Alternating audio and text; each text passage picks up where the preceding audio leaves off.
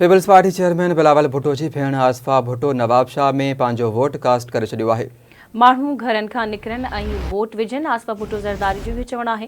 Election में कामयाबी peoples Party जी थींदी। अहम ख़बर अवां सां शेयर करे रहिया आहियूं। पीपी चेयरमैन बिलावल भुट्टो जी भेण आसफा भुट्टो नवाब शाह में पंहिंजो वोट कास्ट करे छॾियो आहे। माण्हू घरनि खां निकिरनि ऐं वोट विझनि। आसफा भुट्टो जो चवणु आहे त इलेक्शन में कामयाबी पीपल्स पार्टी जी थींदी। अहम ख़बर अवां सां शेयर करे रहिया आहियूं। पीपी चेयरमैन बिलावल भुट्टो ज़रदारी जी भेण आसफा भुट्टो नवाब शाह में पंहिंजो वोट कास्ट करे छॾियो आहे। उन जो चवणु आहे त माण्हू घरनि खां निकिरनि ऐं वोट विझनि। इलेक्शन में कामयाबी पीपल्स पार्टी जी थींदी।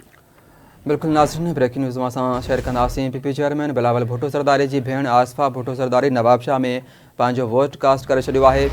जॾहिं त आसफा भुट्टो जो चवणु आहे त माण्हू घरनि खां निकिरनि ऐं वोट विझनि। इलेक्शन में कामयाबी पीपल्स पार्टी जी थींदी।